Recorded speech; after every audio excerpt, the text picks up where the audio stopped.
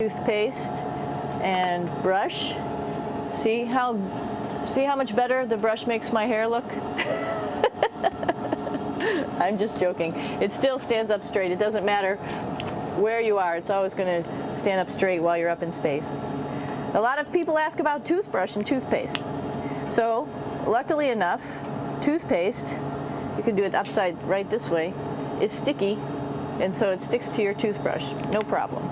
Another cool thing is that water sticks to your toothbrush too. If you can see it, I'll have some water come out. The water is pretty neat up in space. It'll stick to your toothbrush and it will make a big bubble. And that's just by surface tension. And then you can drink it. So a lot of people ask about what do you do with the toothpaste after you brush your teeth.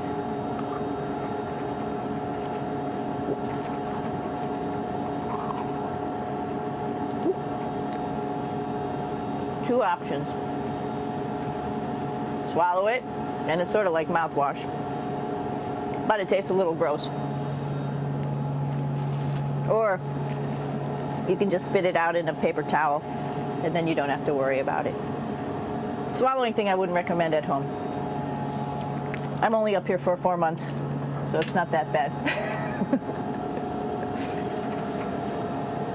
One of the most pressing questions about living in space, of course, is the bathroom. So let's take a look at that little piece of work.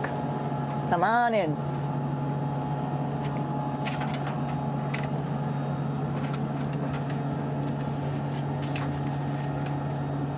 Here we are at the throne.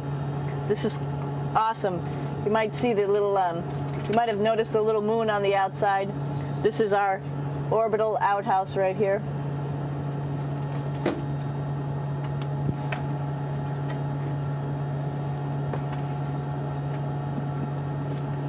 And of course, it serves for two functions. Number 2, right here. I'll show you. But you see it's pretty small, so you have to have pretty good aim, and you be ready to make sure things get let go the right direction.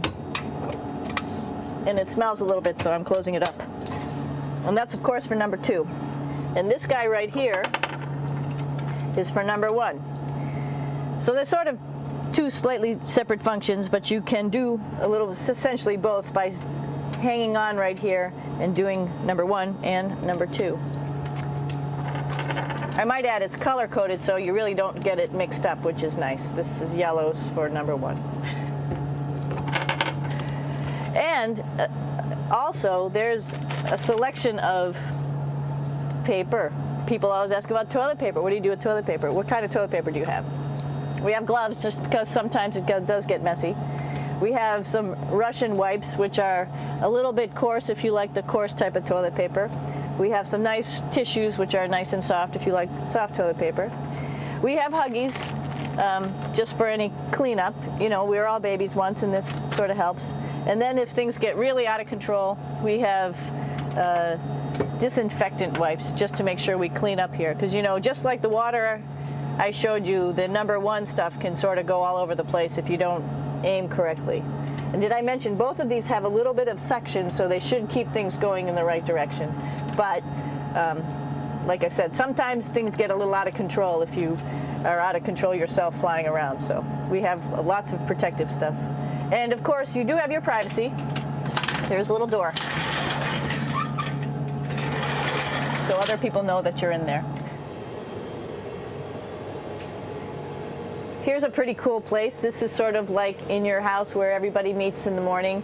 After you wash your face, brush your teeth, you want to find something for breakfast. And this is our kitchen. You might notice there's all sorts of foods here. It's like opening the refrigerator. You got all your different stuff that you want to have: drinks, meats, eggs, vegetables, cereals, bread, snacks. And that's a good place. That's where you find all the candy. side dishes, and then some little power bars just in case. So we have all this type of food. Some of it is dehydrated, and so we have to hydrate it, fill it up with water. Some of it is already made, and then all we have to do is heat it up. So something like this, I'm pulling out barbecued beef brisket. Pretty yummy. Not only is this food made in the US, but we also have food here from Japan. We've got Russian food. As you can see, all these red containers are filled with food that's from Russia. And then we get some of our specialty stuff, some things that we like, some of our favorite stuff that your family can send up. In fact, I like fluffernutters, and so I got sent up some fluff so I could make my fluffernutter with peanut butter. So you have a lot of food up here, no problems. Now, I'm going to say where we are. So right now, we're in the Japanese laboratory. It's one laboratory out of many here on the International Space Station. It's actually on the left-hand side. If I was International Space Station and I was flying through space like this, my left hand would be where the Japanese laboratory is.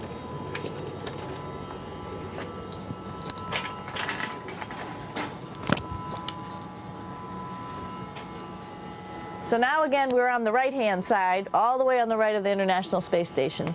This is Columbus, the European module. It has science experiments all over. You could see it looks a little bit crowded. And here we do a lot of our medical experiments.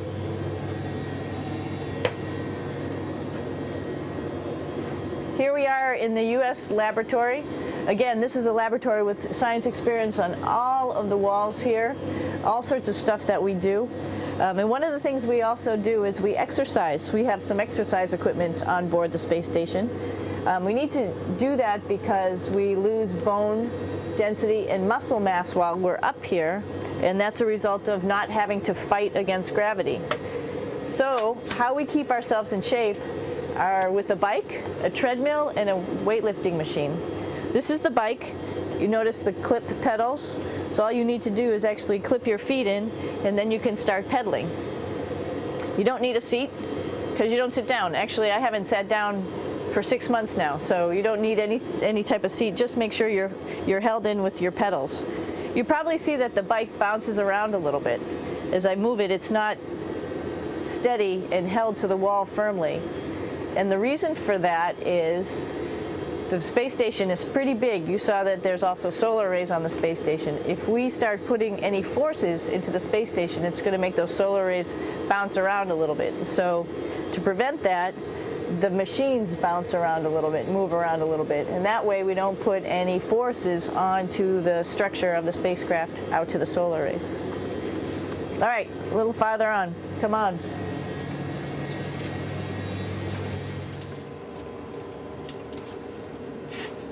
I'm here with my two buddies in the airlock. Actually, these are two space suits that are ready, primed up to go outside, as we call it, to go do a spacewalk in case we have to do anything outside. Some of the things we do outside are just like inside, repairs. We have a lot of electrical boxes and machinery and solar arrays, in fact, that I talked about earlier, that are outside, and sometimes they don't work quite right. Remember, space is really cold and really hot, and it's also the vacuum of space with no pressure, and so some of the equipment doesn't work well all the time. So we might have to go out and do a spacewalk. Right behind me is actually the hatch that you go out into space, and right now we have it filled up with a couple other spacesuits because we've got 4 of them up here and some of our tools. But right behind here is the hatch in which you actually go right outside into the vacuum of space. The spacesuit is pretty big, as you can see. It's like being a football player. Part of the reason it's so big and bulky is because of this backside, this backpack. It's like going on a hike with a backpack, but the backpack and the suit weighs about 300 pounds. Luckily in space, nothing really weighs anything, so you don't feel that it's so heavy. But we need to have such a big suit because that guy back there is essentially the heart of the spacecraft. I call this actually a spacecraft. It has all the oxygen for you. It has all the carbon dioxide removal system for you. It also has a heating and cooling system to make sure to regulate our body temperatures while we're outside. It also has a computer. So it tells you on a display here if there's anything that's going wrong with the suit, if we're running out of oxygen, if we have too much carbon dioxide, or any type of electrical problem. So it's a pretty awesome little spacecraft, and actually got to go out, use my little spacecraft a couple times, and it worked like a charm. Lucky that it works very nice. You might want to see what the helmet looks like. It's pretty cool too. We don't usually go out like this, so you usually can see when the helmet's open. So you can see what it looks like inside. Somebody's little head would be inside of here. So you can see, you can turn your head all the way around while you're inside of there, but the helmet stays still. So that's determines your how far you could see. And it's usually pretty sunny out there, so we have to wear our sunglasses, and this is our sunglasses right here, which make you look pretty cool.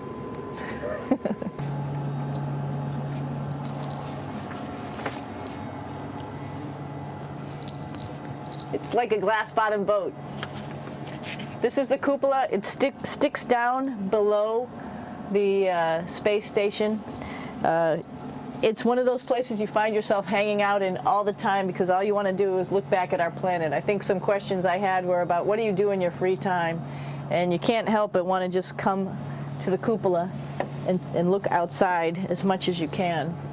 And a lot of folks, I play this game with myself about where we're flying over the Earth. Try to come in here and just guess. After being here for a little while, you can sort of figure it out. You can tell different cloud types over different continents. You can tell different soil types over different continents. So let's see. And then, of course, there's a lot of ocean. So usually we're over the ocean at first glance. I will tell you in just a moment where we are.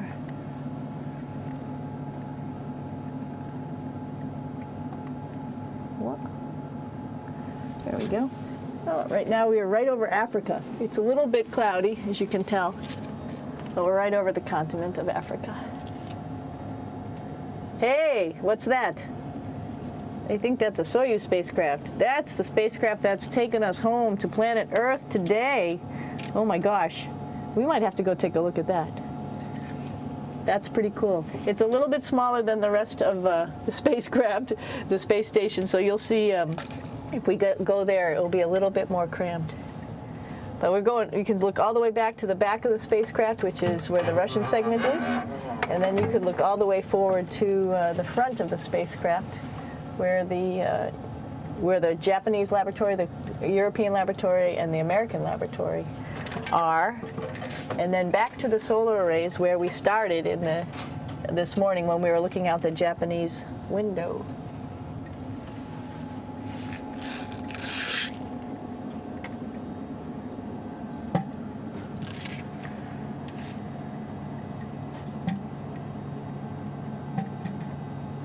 So other questions that were here are, what would you recommend as a job, if so, and to what type of person would want to be an astronaut? I think people who would like to explore, of course people who like math and science, that's what this is all about. We have people in the office who are doctors, teachers, veterinarians, engineers, pilots, so all sorts of people become astronauts, and I think if you see it's just sort of cool, so I think people who like to do a little adventure and like to do cool stuff probably usually become astronauts. Hey, one thing I didn't show you, or I talked about but I didn't show you, was the exercise, another piece of exercise device, which is the advanced resistive exercise, and that's what this is right here. This is ARED, and you could probably see this bar. Let me just do a little bit of maneuvering here. Stand by. You have to set it up just like at any other gym.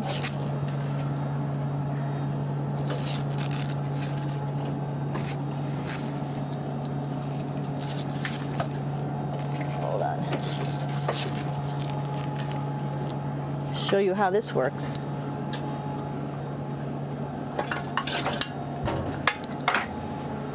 So you can see you can change your attitude just by going from one module to the next, going up from the cupola down here.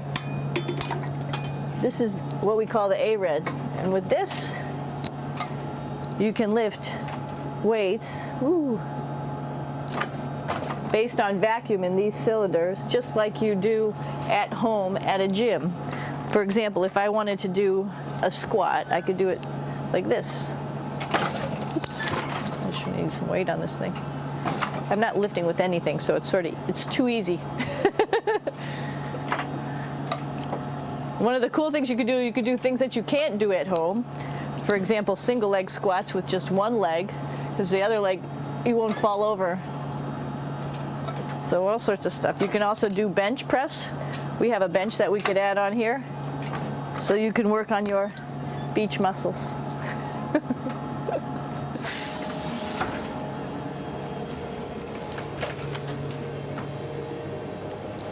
Hey, Aki, what are you doing down there? Crashing things. This is one of the cool things about space too. It sort of looks like there's a big old hole here, but you don't even think twice about it. You could just jump over the hole, or if you want, you can go jump into the hole. I'm coming down. Woo!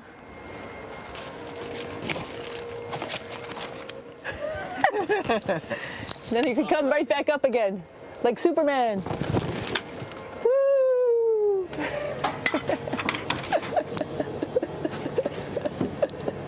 We're lucky we have a really cool big space station that you can fly around in. That's actually called the PMM. You might have saw it out the window. It's a big silver canister. What's really great about that is it's essentially our closet in our pantry, or whatever you want to call it. We have extra food down there, we have extra clothes, we actually throw the trash out down there. So it's nice and organized, and we have all of our stuff that we need while we're working in all these other modules all stowed in this location down here. And it's a lot of fun to play in. So we're going into the Russian segment. Be ready. You don't need a passport either.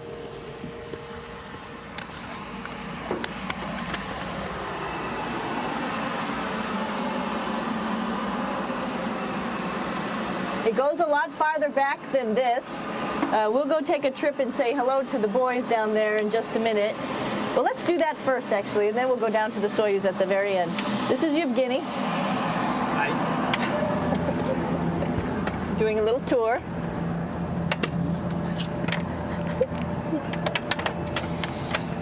This is the FGB, and what's cool about this module, it is actually the very first piece of the space station that came up in 1998. The space station has been around for about now, manned for 12 years, but it's been up in space for about 14 years. And this was the very first. It is like the Russians' PMM. It has a lot of storage, as you can see.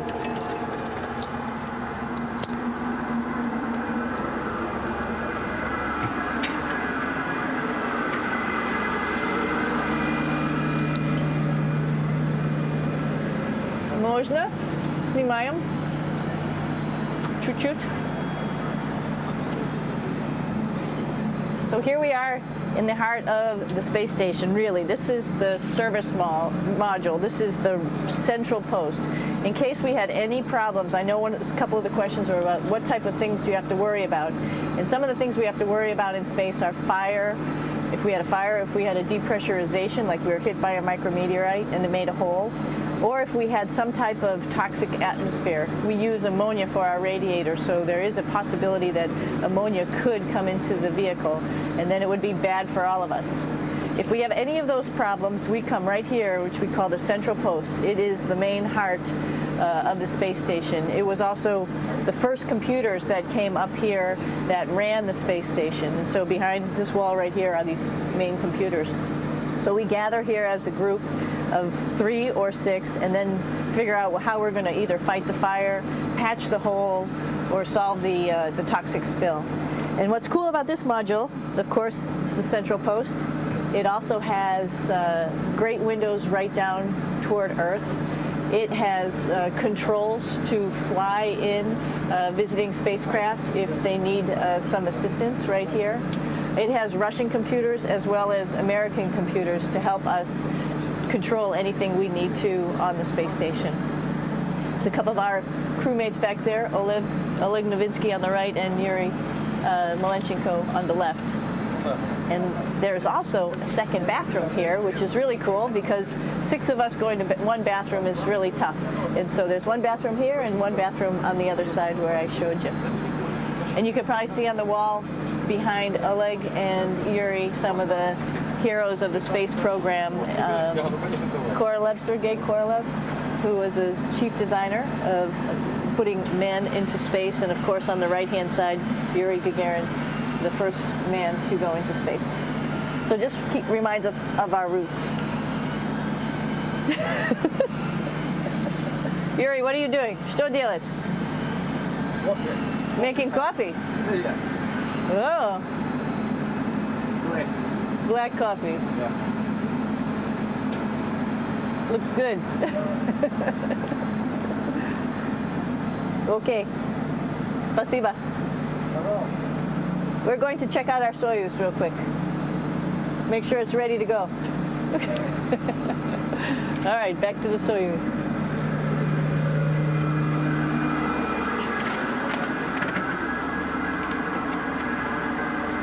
I'm going to stop here just for a quick second.